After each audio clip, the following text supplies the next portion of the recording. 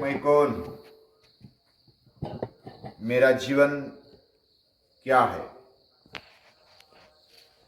जिस दुनिया में मैं रहता हूं वो दुनिया क्या है, वो किस लिए बनाई गई, उसका मकसद क्या है, और मेरा और इस दुनिया का क्या संबंध है। ये कोई भी बुद्धिमान विचार करने लगता है। मनुष्य बुद्धिमान प्राणी है और इसलिए ये विचार उसके मन में आता है खुद के बदले, खुद के बारे में, और इस दुनिया के बारे में भी वो विचार करता है ये मेरे लिए है या मैं इस सृष्टि के लिए। ऐसे अलग अलग प्रश्न उसके दिमाग में आते हैं और आना भी चाहिए। मैं यानी मेरा जीवन, मेरा शरीर, मेरे इंद्रिय, मेरा अंतःकरण, ये मुझ में सभी का विचार उसके साथ में आता है। मेरे अंदर क्या क्या पड़ा है और इस सृष्टि के अंदर क्या है, वह अगर देखेंगे तो दोनों में साम्य दिखाई देता है। यथा पिंडे तथा ब्रह्मांडे, जो पिंड में रहता है वो ब्रह्मांड में है और जो ब्रह्मांड में है वही पिंड में है। हमारे शरीर में वो चैतन्य है जिस दुनिया को जो चला रहा है, वही चैतन्य मेरे जीवन को भी चला रहा है। मेरे अलग अलग फंक्शन, मेरे शरीर के अंदर जो भी अंतःकरण है, पंच ज्ञानेन्द्रिय है, पंच कर्मेंद्रिय है, पंच प्राण है, पंच उपप्राण, सप्त धातु से बना हुआ यह शरीर अंतःकरण से वो प्रेरित होता है और कार्य करता है। और ये पंचमहाभूतों से बनाया हुआ है। पृथ्वी, आप, तेज, वायु, आकाश, इससे बना हुआ शरीर, उसमें पंच तन्मात्रा के रूप में हर एक इंद्रिय को एक विषय दिए, शब्द, स्पर्श, रूप, रस, गंध, पंच ज्ञानेन्द्रिय। उसमें त्वचा, कान, नासिका, जिह्वा, नेत्र, ये सब पंच ज्ञानेन्द्रिय, ये हर एक पंचमहाभूतों में से हमें एक एक मिला है। पंच कर्मेंद्रिय यानी मुख, हाथ, पांव, उपस्थ और पायु, यह भी महाभूतों से ही हमें मिला है। ये जैसा शरीर में दिखाई देता है, पूरे शरीर में प्राण घूमते हैं, अलग अलग प्रकार का उनका कार्य है। प्राण, अपान, व्यान, उदान, समान, वो प्राणवायु ही है और वही प्राणवायु अलग अलग कार्य वह करता है, इसलिए उसको अलग अलग नाम दे दिए। जिस प्रकार का वो काम करता है उसी प्रकार का नाम उसको मिला है, उसको दे दिया गया है। जैसे पंच प्राण है, पंच उप प्राण भी है, छोटे छोटे कार्य करने वाला भी प्राण है। नाग, कुर्म, कृंकल, देवदत्त, धनंजय, और ये प्राण उपप्राण हमारे शरीर में कार्यरत है, पूरे शरीर में घूमते हैं। ये जैसा हमारे शरीर में पंचमहाभूतों से लेकर के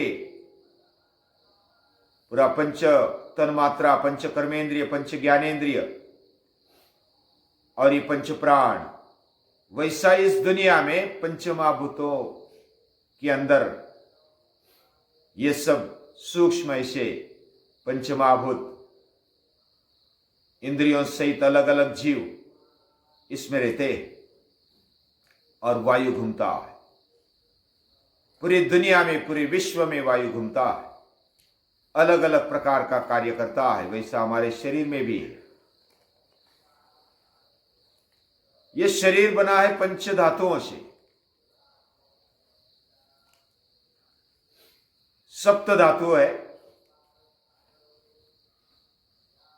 उसमें रस से लेकर के रस, रक्त, मांस, मेद, अस्थि, मज्जा, शुक्र,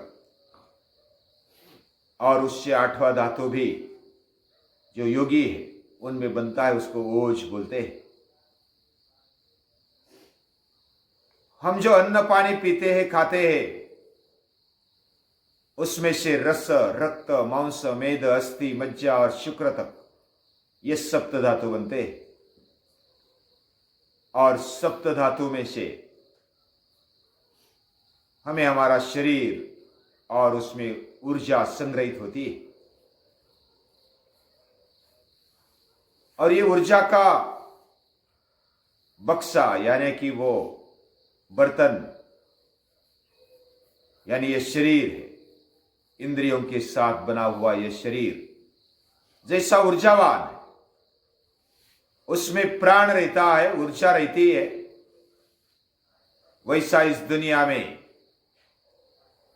ये वायु रहता है, उसमें ऊर्जा है, उसमें चैतन्य रहता है।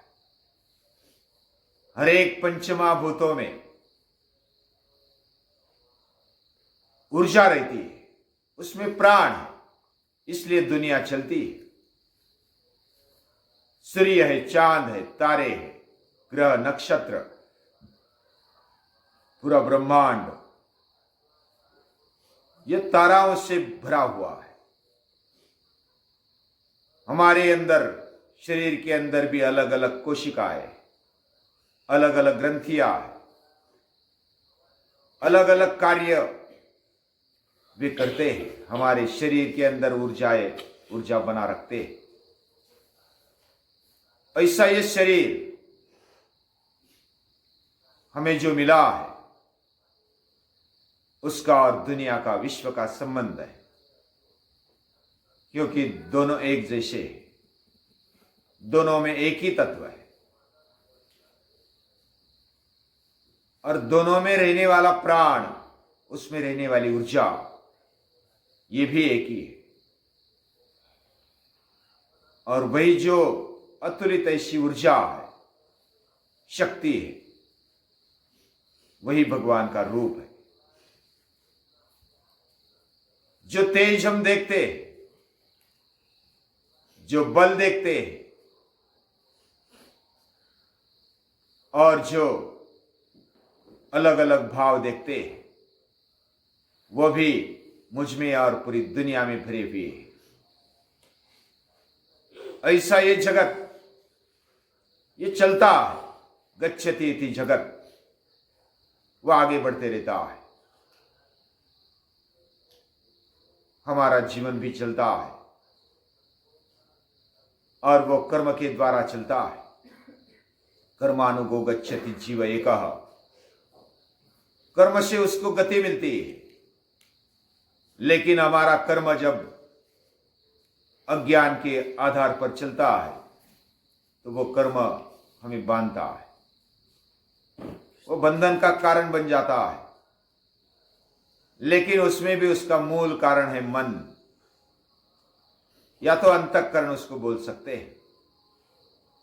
जैसा हमारे शरीर में जीवन में अंतःकरण है, वैसा इस दुनिया में भी अंतःकरण है। हमारे शरीर में आत्मा है, वो हमारे अंदर रहती है, हर एक कोशिका में वो रहती है, वो एक। वैसे ही आत्मशक्ति इस दुनिया में रहती है, उसको परमात्मा बोलते हैं। दोनों में साम्य है और इसलिए दोनों का संबंध है, और केवल भौतिक रूप से संबंध नहीं, आत्मिक रूप से भी संबंध है, भावनिक रूप से भी संबंध है। एक दूसरे के आधार पर वो चलते हैं और वो एक रूप है, और दोनों को एक रूप बनाने वाली जो शक्ति है वही भगवान है, जीव जगत जगदीश। इसलिए इनके बारे में पता करना चाहिए, अभ्यास करना चाहिए। ये जीवन का मकसद है।